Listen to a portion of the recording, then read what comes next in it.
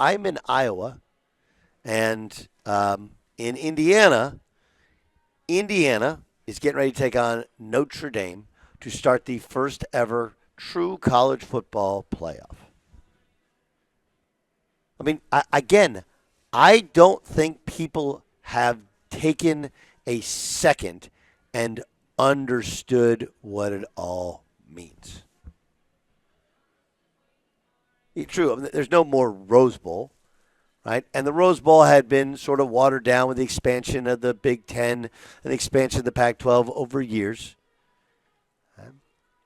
But the reality is that though they'll play games in the Rose Bowl, there is no more Rose Bowl, and the Boise State, who we won't see until the next round in the Fiesta Bowl, and they're going to wear the same uniforms that the program wore when they took down Oklahoma in their most famous win. But even that is different because after the Rose, after the Fiesta, there's then the semifinals and there's a championship game, which before it was just a game and that was it.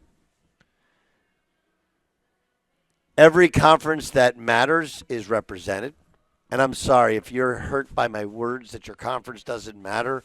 You know what I mean. In regards to winning and competing for a national championship, it's even a stretch to put Boise in there, but there is representation from the non-Power Four.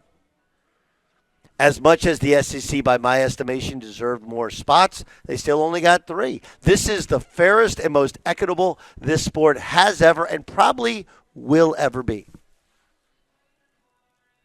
I am 48 years old. My entire life I've been a sports fan.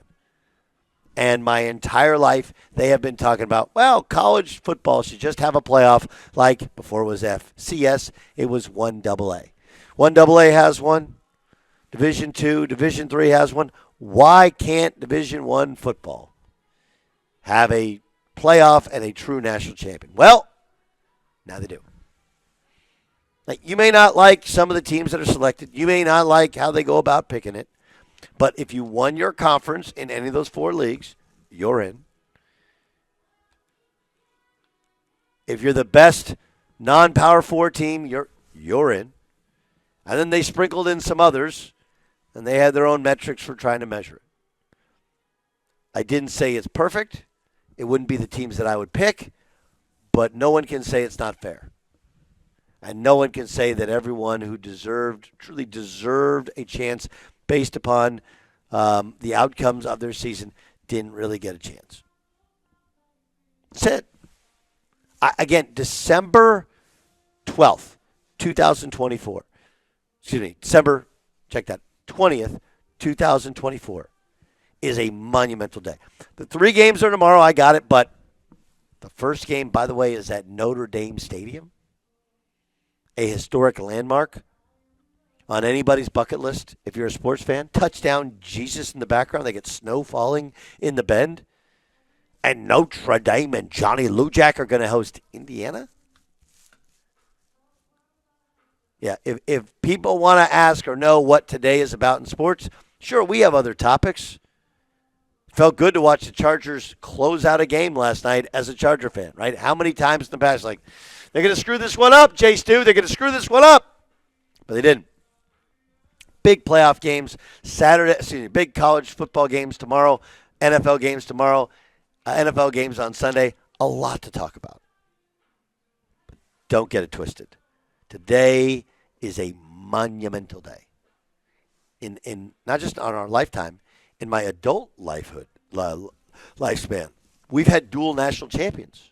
That happened. I mean, that will never happen again. Even last year, as much as it seems like the right decision now, and I thought it was the right decision then, Florida State, a historically significant college football program, was undefeated in the regular and ACC championship game and didn't get in. That would never happen again with this current system. So the most fair they're ever going to be, the most equitable they'll ever be, and the first ever true national champion in college football. Okay, now let's get to last night's game. How many of us knew about the fair catch free kick rule? Jay Stu, did you know? Not at all. Not one bit. Sammy? No. Monsi, did you know? No, but I loved it. I'm not going to sit here and lie to you and tell you as soon as a fair catch happened, I knew the rule. Like, oh, kick it right there. But then when they did catch it, and I was watching at a restaurant, sports bar, restaurant, or whatever, with some friends, I was like, oh, can they kick that? I asked the question, so I wasn't sure on the answer. I wasn't sure. Here's the call of the 57-yard field goal. This is a 57-yard field goal attempt. Because of the fair catch, it's a free kick. So Dicker for 3. And this kick is up, and it is good. How about that? A free kick field goal for Cam Dicker from 57 yards. That's Matt Money Smith, and Daniel Jeremiah was chuckling in the background. Of course, he joins us on a weekly basis. Here's Jim Harbaugh, head coach of the Chargers, talking about that rule. It's my favorite rule in football, and just been trying to get one of those like every game, you know. You've been trying to get one of those? Yeah. It's the first one we've made. We tried one with the 49ers. I think it was like a 70-yarder or something. 71, thanks. Mr. Dawson, probably a little. I wanted it so bad that we, tried a 71-yarder, but it is my favorite rule. It's a very interesting rule. It's a great rule. Here's Justin Herbert, quarterback of the Chargers, talking about the team's second half offense. I think that's when we're at our best, when we're all three phases going. And us as an offense, me especially, we got to do a better job of not turning the ball over and not putting our defense in that position. But we know that we've got complete trust in them and the ability for them to hold to a stop and then send out our special teams and, kick a super long field goal that puts us back into the game. It's pretty amazing. What's that experience like for you, Jay? You're like me, long-suffering Charger fan. Yeah. Long-suffering. I think I put on the group text that this is a team that closed out a game.